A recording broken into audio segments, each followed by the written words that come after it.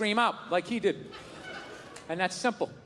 The simple reason was this dude, he was hugged too much as a child. Having people go, how was your day? What's wrong? And all of that shit, you know? That's why I came down here, man. I'm telling you. I came out here to tell you guys, you got to stop hugging your children. You know? You are ruining this country. Now, you can hug your daughters. You got to do that. You got to do that. Hug those hooker shoes right out of them. Let them know that you're a good man and to find another man like you. You got to do that.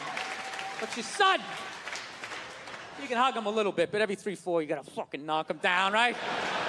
Come on, it didn't hurt. Get up.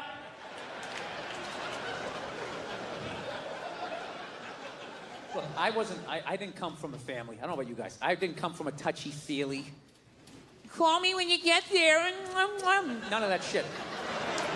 First time my mom hugged me, I think it was like once when I was little, and then when I moved out. That was it. And we only hugged because we knew we were supposed to. So we just tried to it was like 2 parking meters came to life. Like, we almost bumped heads. It was horrific. Fucking horrific. You know, to this day, sometimes I drive down the street and I think about that hug, and it's just it's so awful, I have to shout the memory out of my head. I'll just be driving down the street and just be like, ah! Ah! Anybody else like that? You ever have to shout stuff out of your head? There's something about me, all my regret comes up when I'm in the shower. I don't know what it is. I think because I'm in the shower and I have time to think. And I'll just think of shit I did in 3rd grade where I just made an ass of myself, and I just will be in the shower just being like, ah! Ah! And my wife's always just like, is everything okay in there? And I'll just be like, yeah, just accidentally turn on the hot water. Turn it on too much. Every day?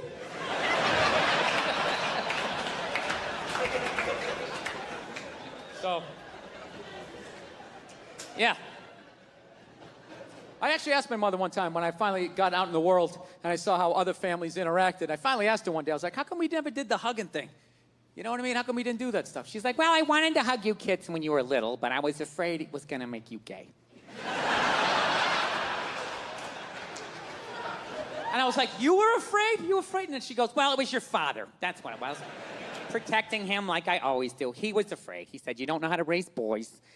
And if you hug them, that's what's going to happen. So in a marriage, there's compromises. So. Yeah. So she basically never hugged us because my dad said if she did, it was going to make us gay. And I got to tell you, that was a great thing that my dad did for me.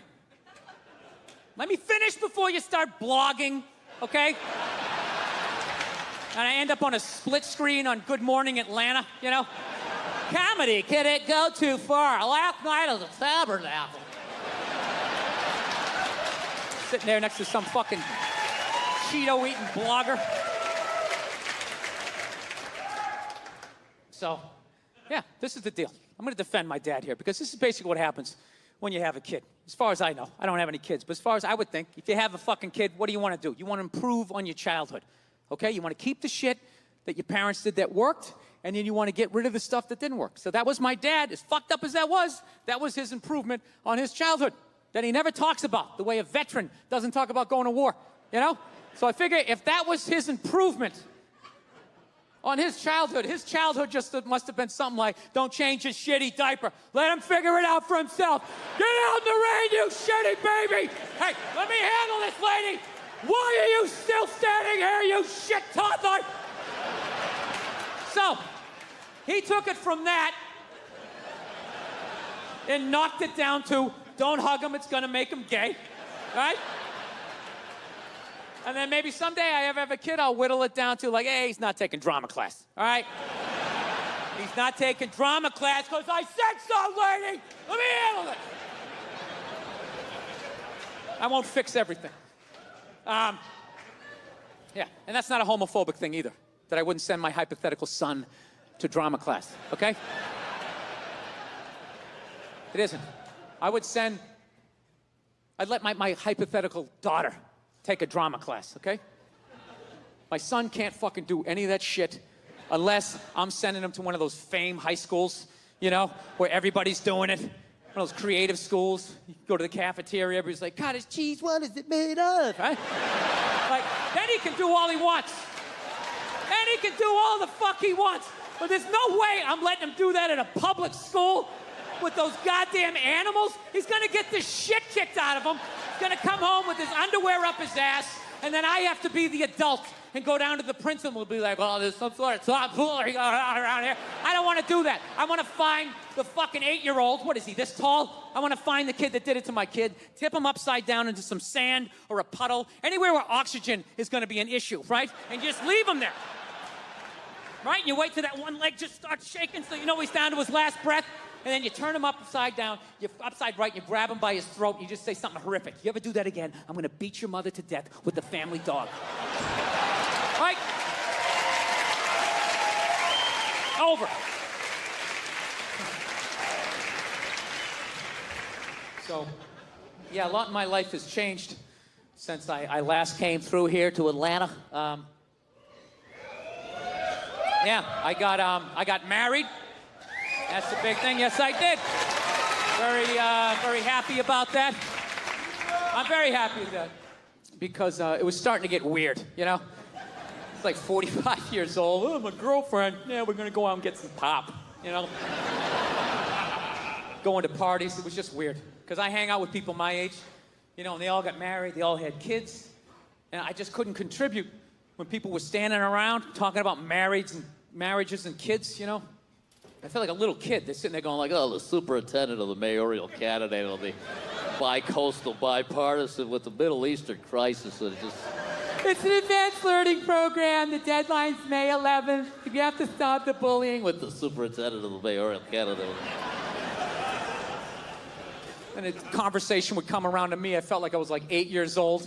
I'd just be like, did anybody see the YouTube video where the raccoon stole the cat's food and the cat was scratching him and the raccoon didn't care. He just came in like this, like George Foreman. And then he reached out, he had hands. All of a sudden he had hands. I didn't know they had hands.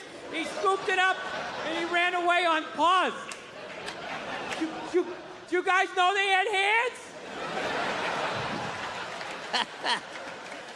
Yeah. So now I'm married. So the next move is you're supposed to have a kid, which I would love to do, but I'm 46 years old.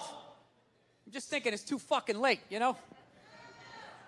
Come on, man. I'm gonna have a kid. I'm gonna die of natural causes when the kid's in 5th grade, right? Throwing him a frisbee. We used to use these in the 70s. Do a face plant. My kid's standing there. Mom, Dad's sleeping again. Yeah, I feel hopelessly behind.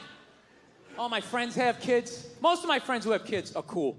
But I got a couple of those who think now that they have a kid, like that I don't understand anything anymore. You know those people? Most basic shit. Hey, man, it's kind of cold out today. Oh, dude, you don't understand. You don't understand cold. So you got a 2-year-old with a mitten up his ass, and you're trying to get chocolate off the other one's face. It's like, all right, I get it. You have a more complex life, but I still understand being cold. Teeth chattering. Kind of lets me know, right?